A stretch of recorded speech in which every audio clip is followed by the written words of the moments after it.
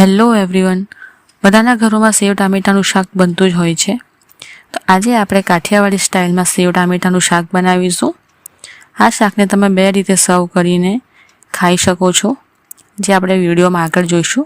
તો ચાલો recipe start કરીએ. સૌથી પહેલાં આપણે મસાલો બનાવી લઈએ. તેના માટે એક બાઉલમાં 2 મોટી ચમચી આદુ અને લસણની પેસ્ટ લેવાની છે. 1 નાની ચમચી લાલ મરચું પાવડર એડ કરીશું. 1 નાની ચમચી હળદર પાવડર એડ કરીશું. 1 મોટી ચમચી ધાણા જીરું પાવડર એડ કરીશું. 1 નાની ચમચી જીરું પાવડર એડ કરીશું. 1 નાની ચમચી ચાટ મસાલા પાવડર એડ કરવાનો છે. અડધી ચમચીથી ઓછું આમચૂર પાવડર એડ કરીશું. 1 મોટી ચમચી તેલ નાખીશું અને પછી બધા મસાલાને સારી રીતે આપણે મિક્સ કરી લેવાના છે. ત્યારબાદ 1 થી 2 ચમચી પાણી નાખવાનું છે અને પાછું એકવાર સારી રીતે તેને મિક્સ કરી લેવાનું છે. તો તમે જોઈ શકો છો આપણો મસાલો એકદમ તૈયાર થઈ ગયો છે. હવે આપણે શાક બનાવવાની તૈયારી કરીએ. તેના માટે અહીં મેં ટામેટાં લઈ લીધા છે. તમે કોઈ પણ ટાઈપના ટામેટાં લઈ શકો છો. તેને સારી રીતે આપણે ધોઈ લેવાના છે. મેં અહીં 5 ટામેટાં યુઝ કર્યા હતા. તેમાંથી અડધા ટામેટાને આપણે કાપી લેવાના છે અને અડધા ટામેટાને આપણે ગ્રાઇન્ડ જારમાં લેવાના છે અને તેને ગ્રાઇન્ડ કરીને આપણે પેસ્ટ તૈયાર કરી લેવાની છે. પેન લેવાનું છે, તેની અંદર 6 ચમચી તેલ લઈશું. આપણે અહીં ટામેટાનું શાક બનાવીએ છીએ, તેના માટે તેલ થોડું વધારે લઈશું, જેથી ટામેટાં સારી રીતે ચડી જાય. અને 4 ચમચી ઘી એડ કરવાનું છે.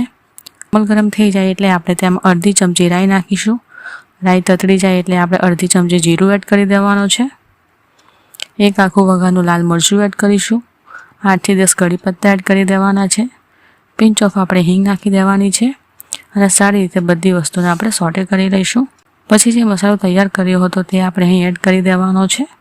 સારી રીતે બધી વસ્તુ સોટે કરી લેવાની છે અને એ જ મસાલાના બાઉલમાં આપણે 1 નાનો કપ જેટલું પાણી એડ કરવાનો છે. પાછું સારી રીતે તેને આપણે સ્ટર કરી લઈશું. 2 મિનિટ સુધી આપણે આ મસાલાને લો ફ્લેમ પર આપણે ચીડવી લેવાનું છે. તો આ 2 મિનિટ થઈ જાય એટલે આપણે ત્યારબાદ તેની અંદર કાપેલા ટામેટાને એડ કરી દેવાના છે. સારી રીતે તેને આપણે ચીડવી લેવાનું છે.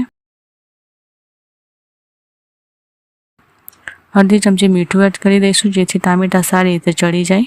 સરખી રીતે મિક્સ કરી દેવાનું છે.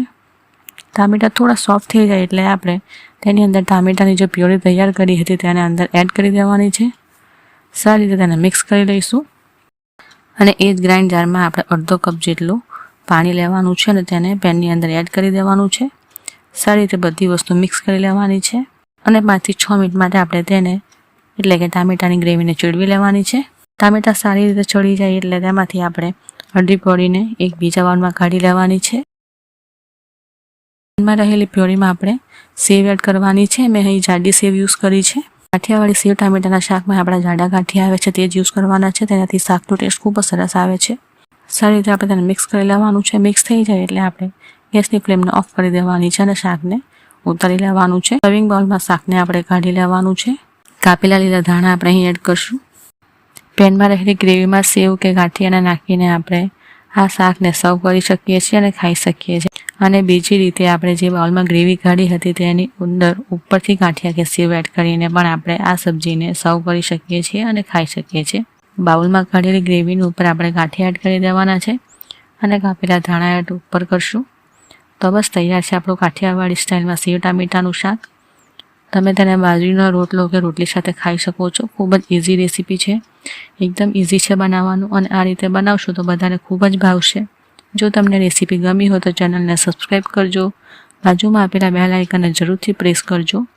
વિડીયોને લાઇક અને શેર કરજો. હવે મળશું નેક્સ્ટ વિડીયોમાં.